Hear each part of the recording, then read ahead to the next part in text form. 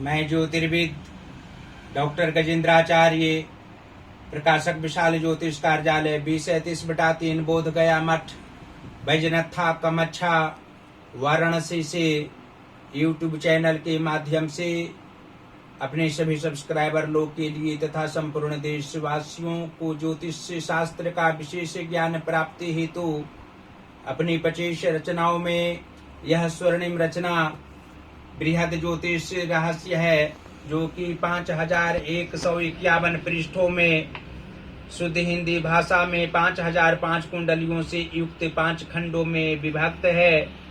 इस ज्योतिष महाग्रंथ बृहद ज्योतिष रहस्य को इतने कलम अर्थात 525 कलम से मेरे द्वारा रचना हुई है।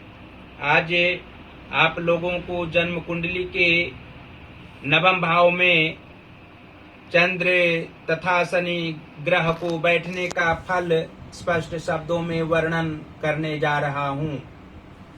जन्म कुंडली के नवम भाव में चंद्र तथा शनि के मेल से जातक को धन संपत्ति में निरंतर वृद्धि होती है।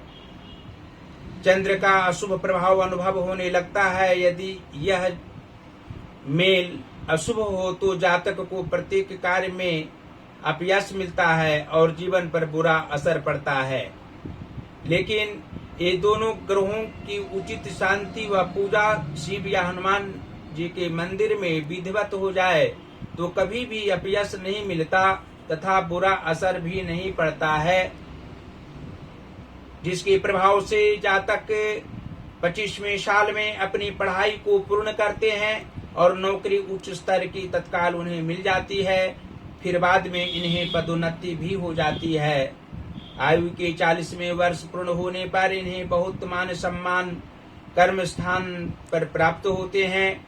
इससे जातक को आगे विशेष कर्म करने की अभिरुचि अपूर्व तरीके से बढ़ती है। इससे किसी को लाभ हो या नहीं, लेकिन हानि कभी नहीं होती है।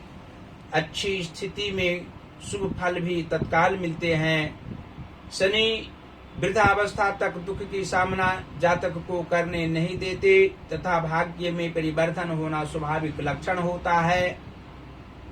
चंद्र के शुभ फल से दाम्पत्य जीवन सुखी रहना अनिवार्य और शरीर में कष्ट बुढ़ापे में कदापि नहीं हो सकते हैं। साथ ही सगे संबंधियों के कारण मानसिक सुख प्राप्त होते हैं।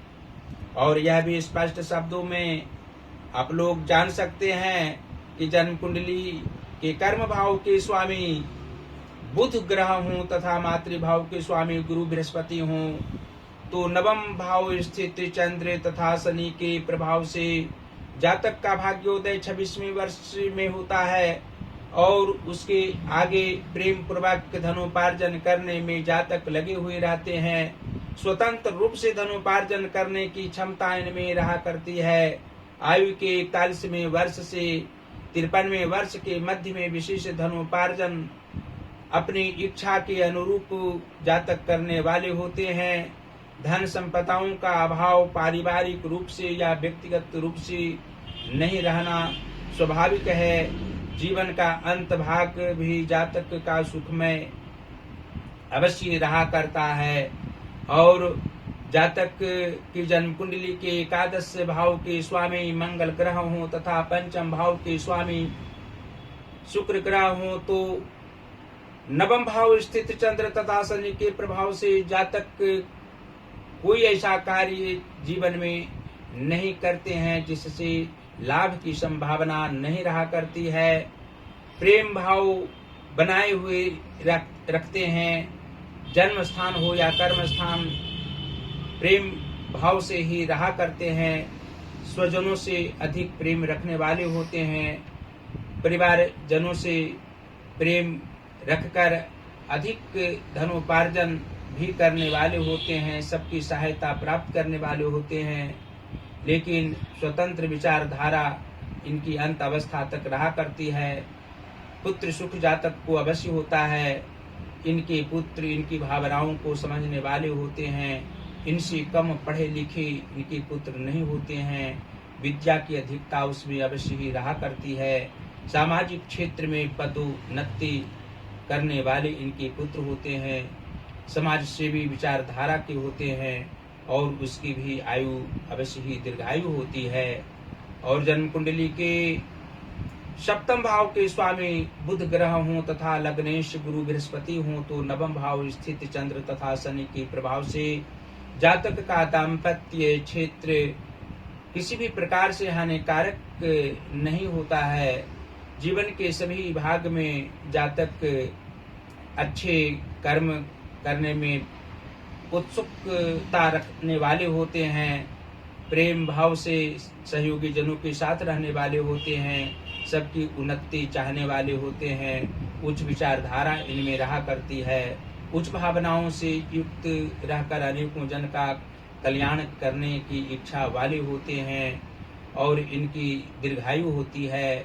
जातक की आयु 80 वर्ष के उपरांत ही मृत्यु किसी भी काल में आकस्मिक रूप में शुभ लग्न व नक्षत्र में होती है और जब तक ये जातक जीवित रहते हैं संघर्ष करने से कदापि पीछे नहीं हटते हैं। और अंत में यह आप लोग जान सकते हैं कि जन्म कुंडली के नवम भाव के स्वामी सूर्य हों और धन भाव के स्वामी शनि ग्रह हों तो नवम भाव स्थित चंद्र तथा शनि के प्रभाव से जातक भाग्यहीन किसी भी रूप में नहीं होते हैं। भाग्यशाली व्यक्ति के रूप में सामाजिक क्षेत्र में या व्यक्तिगत क्षेत्र में पद प्रतिष्ठा मान सम्मान प्राप्त करने वाले होते हैं, प्रसन्न रहने वाले होते हैं, मानसिक तनाव में भी प्रशंसनीय कार्य करने वाले होते हैं।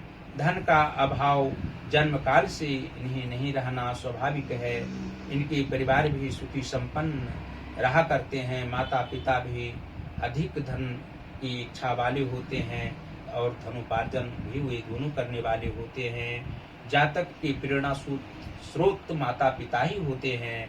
और जन्म कुंडली के पराक्रम भाव के स्वामी शनि ग्रह हों तथा रोग व शत्रु भाव के स्वामी शनि शुक्र ग्रह हों तो नवम भाव स्थित चंद्र तथा शनि के प्रभाव से जातक पराक्रमहीन स्वभाव वाले किसी भी रूप में नहीं होते हैं। सामाजिक क्षेत्र में अधिक मान सम्मान प्रत्येक व्यक्ति से प्राप्त करने वाले होते हैं। इनके भाई भी इनके दुश्मन नहीं होते हैं, लेकिन विचारधारा अलग अलग रहने से मतभेद कभी कभी रहा करता है। स्वजनों से जातक अत्यधिक प्रेम किसी भी काल में करने वाले होते हैं। धन का अपव्यय किसी भी रूप में करने वाले नहीं होते हैं। इनके साथी संगी भी अपव्यय नहीं होते हैं। मित्र जनों की अधिकता अवश्य रहती है, लेकिन कुछ ही मित्र इनकी प्रेम को समझते हैं, इनकी भावनाओं को समझने वाले होते हैं, इनकी सहायता करने वाले होते हैं। और अंत में यह आप लोग जान सकते हैं कि जन्म कुंडली के नीच भावों में यदि उच्च ग्रह बैठे हों और उच्च भावों में पापक ग्रह बैठे हों तो नवम भाव स्थित चंद्र तथा शनि के प्रभाव से कुछ शारीरिक कष्ट जातक को किसी भी काल में हो सकता है। मानसिक परेशानियों की सामना आकस्मिक रूप में करनी पड़ सकती है। आर्थिक तंगी नहीं रहे, इसके लिए हनुमान जी की आराधना ध्यान जातक को प्रत्येक मंगलवार और शनिवार को करनी चाहिए।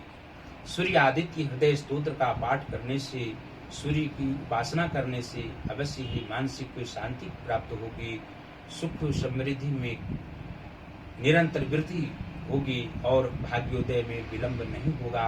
शारीरिक रूप से भी स्वस्थ जातक रहेंगे, मानसिक परेशानी नहीं होगी। और अंत में यह फिर आप लोग जान सकते हैं कि गुरु बृहस्पति की कथा पूजा भी जातक को अवश्य ही करनी चाहिए। पुखराज धारण करने से आत्मिक सुख प्राप्त होगा। माणिक भी इस जातक को अवश्य ही धारण करना चाहिए। 9.25 रत्ती का माणिक धारण करने से विद्या प्राप्ति में व्यवधान कदापि नहीं होगा और धन संपदाओं की प्राप्ति का योग प्रत्येक काल में बनता हुआ रहेगा। अंत में फिर इस ज्योतिष महाग्रंथ बृहद ज्योतिष रहस्य को अपने अपने घरों में मंगवाने के लिए आप लोगों को कहेंगे। इसको मंगवाने से नाना प्रकार के सांसारिक सुख प्राप्त होंगे। जो सांसारिक बाधा उत्पन्न होती है इस ज्योतिष महाग्रंथ का अध्ययन करने से अवश्य ही किसी प्रकार की बाधा नहीं होगी। जो हिंदी भाषा में इसमें वर्णन किया गया है उसको आप लोग देखकर पढ़कर अवश्य ही ज्योतिर्विदों की भांति आत्मज्ञान प्राप्त कर सकते हैं, ज्योतिष का बृहद ज्ञान प्राप्त कर सकते हैं, जिससे नाना प्रकार के सांसारिक दुखों को मिटाने में इस ज्योतिष महाग्रंथ के सहारे आप लोग किसी को भी आत्म सुख प्रदान कर सकते हैं। इसको मंगवाने के लिए हमसे सीधा संपर्क आप लोग कर सकते हैं और हम प्रकाशकीय कार्य करते हैं। यहाँ से आप लोग हिंदी का पुस्तक प्रकाशित करा सकते हैं, संस्कृत का पुस्तक प्रकाशित करा सकते हैं, इंग्लिश का भी बुक प्रकाशित करा सकते हैं। आप लोग हमसे सीधा संपर्क करें।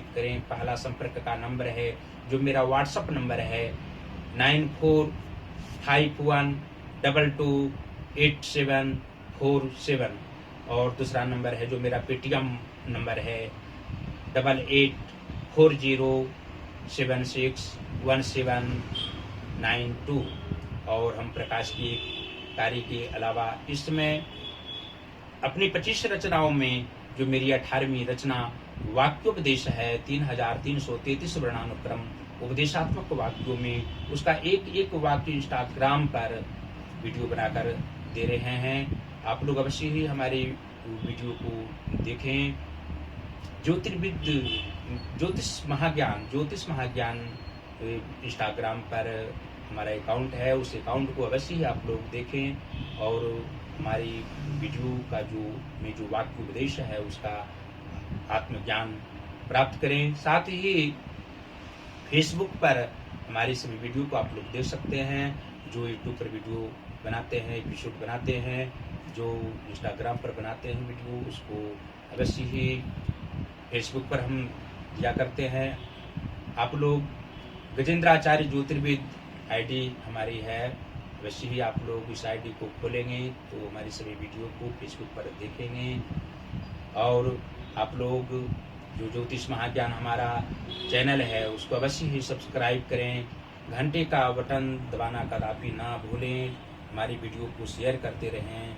और अंत में फिर आप लोग से हम अनुरोध करते हैं कि आप लोग कोरोना वायरस से अवश्य ही बचें, अपने अपने घरों में सुरक्षित रहें और जब घर से बाहर होवें तो अवश्य ही मास्क पहन करके ही घर से बाहर होवें।